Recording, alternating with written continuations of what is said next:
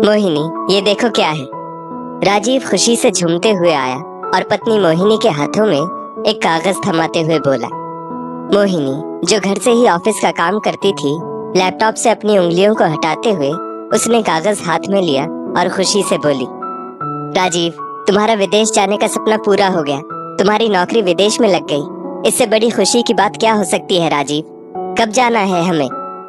राजीव बोला, बस 1 महीने के अंदर। तुम अभी से जाने की तैयारियां शुरू कर दो। मोहिनी, जिस कंपनी में मेरी जॉब लगी है, वो लोग मुझे रहने को घर, गाड़ी, सब कुछ फ्री में दे रहे हैं। अब देखना, हमारी लाइफस्टाइल ही बदल जाएगी वहां जाकर। मैं जो सपना इतने वक्त से देख रहा था, वो साकार हो जाएगा। मैं नहीं जानता था। मोहिनी बोली, राजीव, तुम कई महीनों से विदेश में नौकरी के लिए कोशिश कर रहे थे। आज तुम्हारी कोशिश रंग लाई। मैं बहुत खुश हूँ। वैसे भी मुंबई की इस भाग-दौड़ वाली जिंदगी से तुम थक चुके थे राजीव, मैं जानती हूँ। रोज सुबह जल्दी उठकर ऑफिस के लिए ट्रेन पकड़ो और फिर वापस भीड़ भाड़ वाली ट्रेन से रात को घर आओ। वहाँ विदेश में तो कंपनी वाले घर के साथ गाड़ी भी दे रहे हैं। इससे अच्छी बात क्या हो सकती है? राजीव बोला, हाँ मोहिनी, आज मेरी कोशिश रंग ले आई और तुम्हारी नौकरी तो घर से ही है, इसलिए तुम्हारी नौकरी पर भी कोई आँच नहीं आएगी। बस मोहिनी, अब भविष्य के सुनहरे सपने देखो।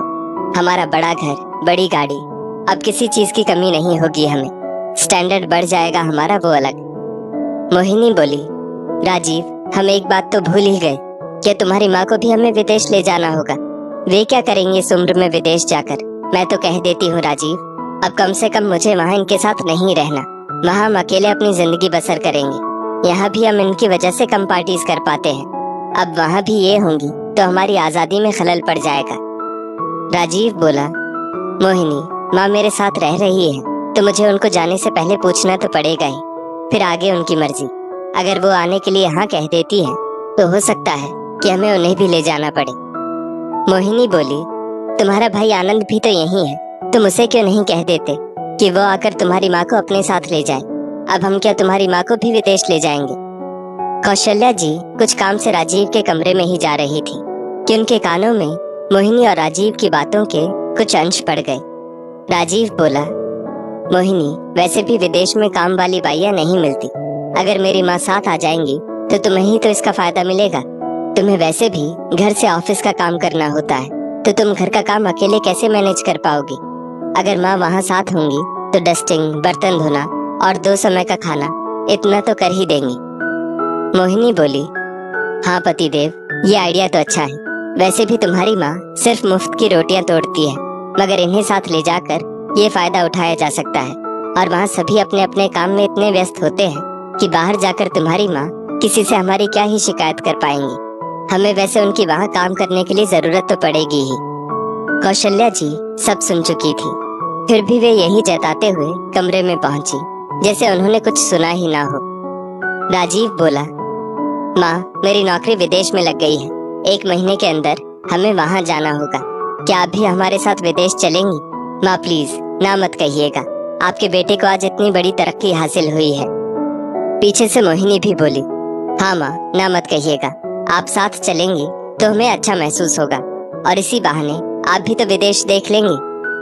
कौशल्या जी बोली, नहीं बेटा, मैं विदेश जाकर क्या करूँगी? यहाँ कम से कम आस पड़ोस वाले रिश्तेदार तो हैं जिनसे 2 घड़ी बतियाकर आत्मा को शांति मिलती है। वहाँ तो मैं अकेली हो जाऊंगी। फिर भी राजीव और मोहिनी ने अपने स्वार्थ की खातिर कौशल्या जी से विदेश चलने के लिए बहुत जिद की, मगर कौशल्या जी भी तो जान चुकी थी कि बेटा बहू उन्हें अपने स्वार्थ की पूर्ति के लिए ले जाना चाहते हैं, वरना इस बुढ़िया से किसी को कोई लगाव नहीं है। कौशल्या जी वैसे भी अपना ये घर छोड़कर जाना नहीं चाहती थी और अब बेटे बहू की बातें सुनकर तो बिल्कुल भी नहीं। वो बोली, तुम लोग जाओ, मैं यहीं रह लूंगी। इस घर के साथ बहुत सी यादें जुड़ी थी कौशल्या जी की। इसी घर में पहली बार दुल्हन बनकर आई थी कौशल्या जी। पति नरेंद्र जी बहुत प्यार करते थे कौशल्या जी से। सासू माँ विमला देवी गुस्सैल स्वभाव की थी। कुछ भी काम समय पर ना हो तो उनका रेडियो शुरू हो जाता। गुस्से में बहुत बड़बड़ करती थी विमला जी, मगर कौशल्या जी को अब आदत हो गई थी। शुरुआत में उन्हें थोड़ा बुरा लगता था, मगर हम किसी का व्यवहार तो नहीं बदल सकते ना, यही सोचकर वो कुछ नहीं कहती थी। दोनों बेटों राजीव और आनंद के पालन पोषण में कौशल्या जी का कोई काम समय पर कभी नहीं हो पाता था। उस दौर में सासें काम वाली बाई भी नहीं रखने देती थी, जिस वजह से सारा काम कौशल्या जी हाथ से ही करती और उसमें भी 2 बच्चों को अकेली संभालती। विमला देवी हमेशा कौशल्या जी पर ताने कसती, मगर कौशल्या जी उफ तक ना करती। कौशल्या जी जानती थी सास का स्वभाव कैसा भी हो, उनके पति नरेंद्र जी तो बहुत अच्छे हैं। एक बार तो विमला देवी इतना गुस्से में आ गई थी कि उन्होंने कौशल्या जी को थप्पड़ मारने के लिए हाथ तक उठा दिया था। उतने में नरेंद्र जी बीच में आ गए और बोले, माँ, हम दोनों आपकी बहुत इज्जत करते हैं, इसलिए आपको कभी कुछ कहते नहीं, मगर हाथ उठाना ये बहुत ज्यादा हो गया माँ। कौशल्या ने कभी आज तक आपके लिए बुरा भला नहीं कहा, बल्कि आपके इतने ताने सुनकर भी आपकी सेवा ही की है। आइंदा से आप हाथ उठाने की गलती मत करिएगा। कौशल्या सहमी सी खड़ी थी। उस जमाने में बहुएं कहाँ कुछ बोल पाती थी सास के सामने, और वो जानती थी बोलकर भी कुछ फायदा नहीं होगा, उल्टा सास और गुस्से में आ जाएगी। रात को नरेंद्र जी ने कौशल्या जी से अपनी माँ के किए गए बर्ताव पर माफी मांगी थी। तब कौशल्या जी बड़े प्यार से बोली थी, अरे आप क्यों माफी मांग रहे हैं? माँ जी तो अब बूढ़ी हो गई है, उनके मुंह में जो आता है बोल देती है, और आज अगर हाथ उठा भी लेती तो भी मैं उन्हें अपनी माँ समझकर माफ कर देती। नरेंद्र जी ने कौशल्या को बाहों में भर लिया था और कहा था, तुम जैसी पत्नी पाकर मैं निहाल हो गया कौशल्या। जिंदगी सुखमय बीत ही रही थी कि अचानक नरेंद्र जी का बहुत बड़ा एक्सीडेंट हो गया, जिसमें उनकी मौत हो गई। कौशल्या जी पर तो जैसे दुखों का पहाड़ ही टूट गया। नरेंद्र जी कौशल्या जी से इतना प्यार करते थे कि कौशल्या के कहने पर भी उन्हें कभी नौकरी नहीं करने दी थी। कौशल्या जी कहती, मैं इतनी पढ़ी लिखी हूँ, मुझे टीचर की जॉब आराम से मिल जाएगी। मगर नरेंद्र जी नहीं चाहते थे कि उनके होते हुए उनकी पत्नी बाहर जाए। नरेंद्र जी कहते, तुम्हें बाहर जाकर नौकरी करने की क्या जरूरत है, मेरी कमाई से घर खर्च चल ही रहा है। मगर नरेंद्र जी की मौत के बाद 2 छोटे बच्चे और सास विमला देवी, सबकी जिम्मेदारी अब अकेली कौशल्या जी के सिर पर आ पड़ी थी। मायके में भाभियों ने भी कभी अपने पतियों को कौशल्या जी की मदद नहीं करने दी। मायके में जब तक कौशल्या जी की माँ जिंदा थी, तीनों भाई भी कौशल्या कौशल्या करते नहीं थकते थे। मगर माँ के जाने के बाद किसी भाई को कौशल्या जी की कुछ नहीं पड़ी थी। कोई भाई छोटे बच्चों के लिए भी कुछ करने को तैयार ना हुआ। नरेंद्र जी के साथ काम करने वाले उनके खास दोस्त दिनेश जी हर महीने के अंत में ऑफिस से आकर कुछ पैसे दे जाते, मगर सास विमला देवी ने अपनी बहू और नरेंद्र जी के दोस्त दिनेश जी पर गलत आरोप लगा दिया, जिससे दिनेश जी ने घर आना बंद कर दिया। दरअसल नरेंद्र जी बहुत अच्छी पोस्ट पर कार्यरत थे। उनके ऑफिस में सबने मिलकर नरेंद्र जी के घर वालों को हर महीने के अंत में रुपए देने का सोचा था। वही रुपए महीने के अंत में नरेंद्र जी के दोस्त दिनेश जी घर आकर दे जाते, मगर विमला देवी ने इस बात को गलत तरीके से ले लिया। कौशल्या जी की सास विमला जी बेटे की मृत्यु हो जाने के बाद बहू पर शक करने लगी थी, जिस वजह से नरेंद्र जी के ऑफिस से जो पैसे आते थे वे भी बंद हो गए थे। जिंदगी की ये जंग कौशल्या जी को अब अकेले ही लड़नी थी। कौशल्या जी ने हार नहीं मानी। दोनों बेटों राजीव और आनंद के थोड़ा बड़े होने पर कौशल्या जी ने घर में ही बच्चों के ट्यूशन लेने शुरू कर दिए। आनंद और राजीव पढ़ने में बहुत होशियार थे, जिससे उनकी कक्षा के ज्यादातर बच्चे कौशल्या जी के पास ही पढ़ने आते। इस तरह घर का गुजारा अच्छे से चल जाता। वक्त के साथ विमला देवी ने भी प्राण त्याग दिए। राजीव और आनंद पढ़ लिख कर अच्छी नौकरी में लग गए। कौशल्या जी की बूढ़ी हड्डियां भी अब जवाब देने लगी थी। दोनों बेटों ने माँ से ट्यूशन का काम जबरन छुड़वाया था।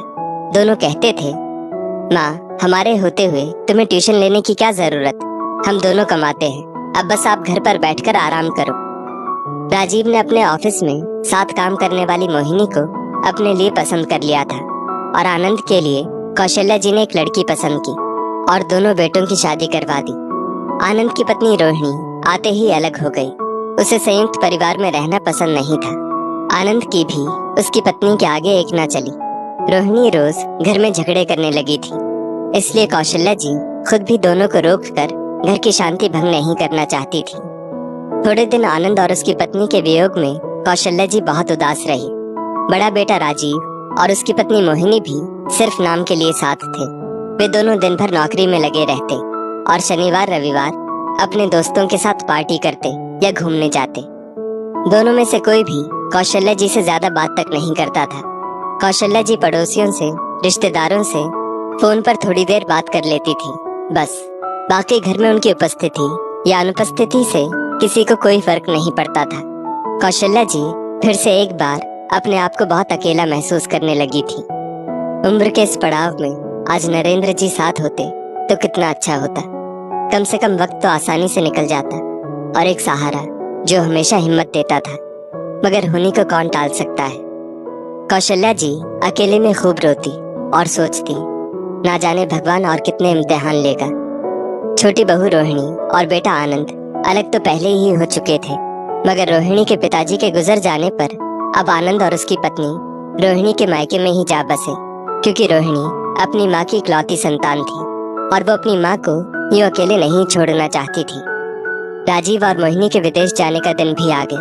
वो कौशल्या जी से बोला, माँ आप कहें तो मैं आनंद और रोहिणी से आपको उनके साथ ले जाने की बात करता हूँ।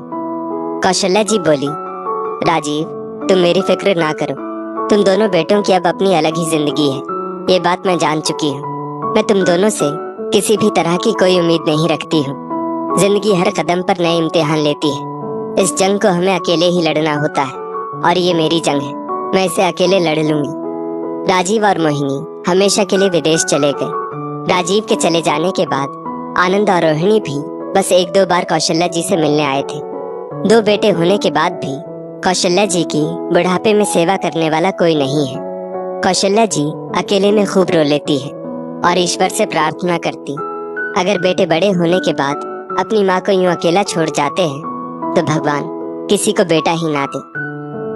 दोस्तों, जो बेटे उम्र के इस पड़ाव पर अपनी माँ को यूं अकेला छोड़ देते हैं, क्या उन्हें अपनी माँ की कुर्बानियां नहीं याद रहती होंगी? कैसे उनकी माँ ने इतने कष्ट झेलकर उन्हें बड़ा किया, ये सब उन्हें याद नहीं रहता होगा। बेटे बहू बस अपना स्वार्थ देखते हैं। जो माँ अपना हर पल अपने बच्चों को बड़ा करने में न्यौछावर कर देती है, काश वे अपनी उस माँ के बारे में भी सोच लेते।